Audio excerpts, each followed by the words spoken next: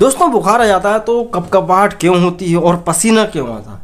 ये दो ऐसे क्वेश्चन है जो हमारे ऑडियंस ने बहुत ज़्यादा किया है। कमेंट था बहुत ज़्यादा, तो मुझे लगा इस पर वीडियो बनाना चाहिए।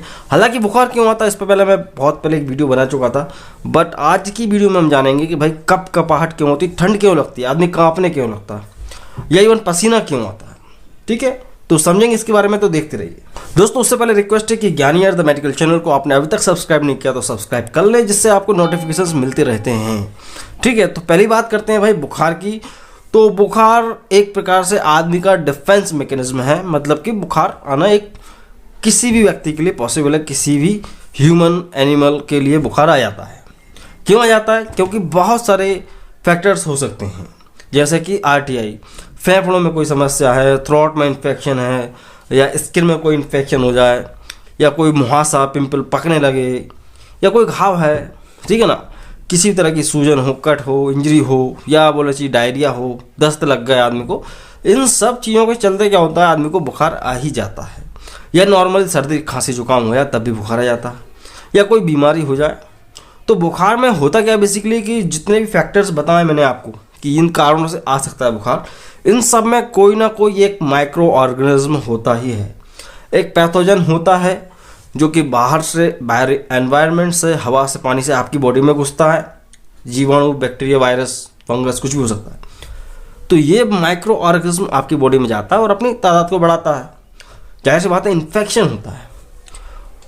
तो कुछ वीडियो मैंने ऐसे देखे थे यूट्यूब पे कि मतलब बहुत ज़्यादा व्यूज़ भी थे उन वीडियोस पे। उसमें एक कोई महिला थी, बता रही थी कि बुखार आने पे टेम्परेचर इसलिए बढ़ता है क्योंकि हमारे शरीर की गर्मी से वो बैक्टीरिया, वायरस नष्ट हो जाता है। ऐसे ऐसे नॉनसेंस वीडियोस यूट्यूब पर भरे पड़े हैं। सो खैर किसी को क्रिटिसाइज नहीं करते हैं, बट मैं आपको बताऊंगा कि इसमें पसीना और सर्दी क्यों हो जाता है। देखो जाहिर सी बात है, आपकी बॉडी में कोई भी बाहरी फॉरेन पार्टिकल बोल लो या बैक्टीरिया, वायरस आ गया है तो जो कि आपके लिए सूटेबल नहीं है, सेफ नहीं है, तो उस टाइम पे क्या करता है, हमारा बॉडी का डिफेंस मैकेनिज्म एक्टिव होता है। सो जितने भी पैथोजेंस होते हैं, माइक्रो ऑर्गेनिज्म, जो कि बैक्टीरिया, वायरस, कुछ भी हो सकता है, ये क्या करते हैं, हमारी बॉडी में जाने के बाद कुछ केमिकल्स रिलीज करते हैं जिनको क्या बोलते हैं, एक्सोजन, पायरोजेंस। ठीक है, तो ये केमिकल्स होते हैं और उसी वक्त हमारा शरीर डिफेंस मैकेनिज्म एक्टिव होता है तो हमारे शरीर में अंदर से इन्फ्लामेशन बनती है। इन्फ्लामेशन होती है तो क्या होता है, फिर डब्ल्यूबीसी की संख्या बढ़ने लगती है। डब्ल्यूबीसी एक्टिव हो जाते हैं। वाइट ब्लड सेल्स जो होती है हमारे शरीर के अंदर, ब्लड के अंदर 3 तरह की सेल्स हैं, red blood cells, white blood cells, platelets. तो उसमें से वाइट ब्लड सेल्स वो एक्टिव हो जाते हैं। जब ये वाइट ब्लड सेल्स बढ़ते हैं तो फिर क्या होता है, ये साइटोकाइनिन्स को रिलीज करते हैं।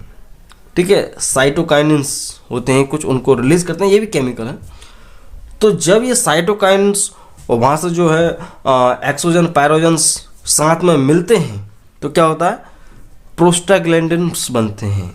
ठीक है, प्रोस्टाग्लैंडिन्स E2 बनते हैं और इन्हें हम शॉर्ट में बोलेंगे, अब प्रोस्टाग्लैंडिन्स E2 को अपन बोलेंगे PGE2।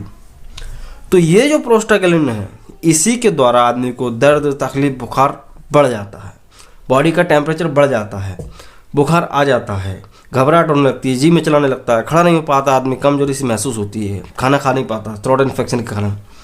सो ये जो प्रोस्टाग्लैंडिन्स बढ़े, इनकी वजह से आया क्या, बुखार। तो बुखार तो आया ही है। तो जाहिर सी बात है बुखार हमारी बॉडी के लिए इंडिकेट करता है कि भाई आपकी बॉडी में कोई ना कोई एबनॉर्मेलिटी है, आपको उसको ठीक करना चाहिए। और नॉर्मली हम देखते हैं किसी को बुखार आता है तो एंटीपायरेटिक ड्रग्स दिए जाते हैं, non steroidal anti inflammatory drugs, जो कि आता है पैरासीटामोल। ठीक है, तो पैरासीटामोल क्या करता है, बेसिकली इसी प्रोस्टाग्लैंडिन को जाके रोक देता है, इनहिबिट कर देता है, तो फिर आदमी का बुखार भी उतर जाता है। तो इतना तो आप समझ गए कि बुखार इसलिए आता है।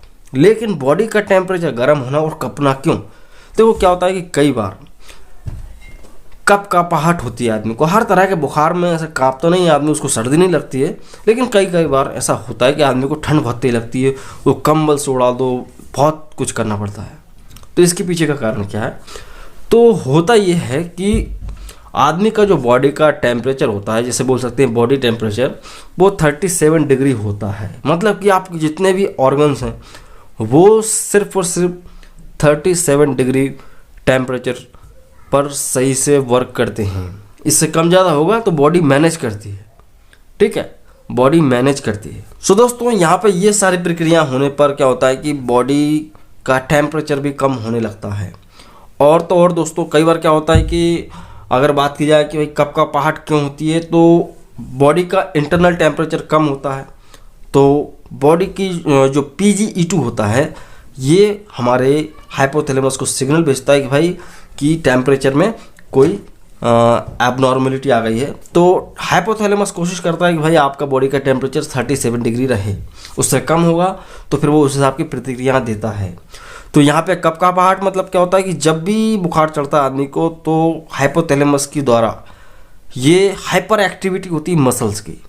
कोई भी अंग हिलता है तो वो मसल्स के द्वारा हिलता है, तो अनैच्छिक प्रतिक्रिया होती है, हाइपर एक्टिविटी होती है मसल्स की, ताकि मसल्स जब हिलती हैं तो जाहिर सी बात है वहाँ से हीट प्रोड्यूस होती है, तो फिर बॉडी का जो है इंटरनल टेम्परेचर नॉर्मल होने लगता है, तो मसल्स की हाइपर एक्टिविटी होने लगती है। और साथ ही जो मसल से कॉन्टैक्ट होते हैं क्या हेयर्स, तो वो भी हेयर्स में भी रोंगटे खड़े हो जाते हैं।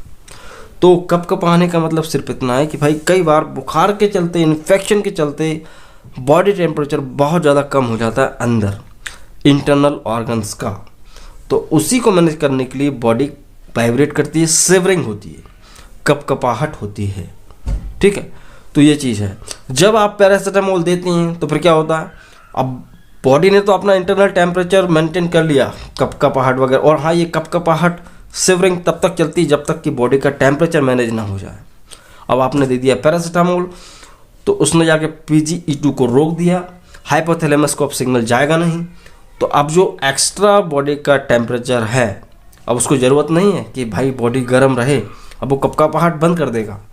या नॉर्मली भी कपकपाहट ना भी हो, आदमी को ठंड नहीं भी लग रही हो, तो पसीना आता है। कई बार इसलिए आता है क्योंकि नॉर्मली आप आदमी को बुखार आया, उसने खाई गोली पैरासीटामोल, तो क्या होगा, गर्मी एकदम से बढ़ जाती है बहुत ज़्यादा शरीर के अंदर, तो क्या होता है फिर उस गर्मी को मैनेज करने के लिए पसीना बाहर निकलता है और स्वेटिंग होती है तो पसीना आता है। तो ये चीज़ है, सिर्फ और सिर्फ बॉडी का टेम्परेचर मैनेजमेंट होता है। ठंड में ज़्यादा रहेगा तो आदमी को कपकपाहट होगी, ज़्यादा गर्मी बढ़ेगी तो पसीना आएगा। बहुत सारी क्रियाएं चलती हैं हमारे शरीर के अंदर, उस वजह से और ज़्यादा टेम्परेचर बॉडी का बढ़ जाता है। सो दोस्तों आज के लिए सिर्फ इतना ही। आई होप आप समझ गए होंगे कि हमें बुखार क्यों आता है, बुखार के साथ पसीना क्यों आता है, और पसीने के साथ हम कपकपाते क्यों हैं। तो ये सब आपको समझ में आ गया होगा। सो दोस्तों आप देख रहे थे ज्ञानियर द मेडिकल चैनल, मैं हूँ शिवम। तो मैं मिलता हूँ अगले वीडियो में, तो चैनल को सब्सक्राइब करें, लाइक करें वीडियो को। तो जय हिंद, वंदे मातरम।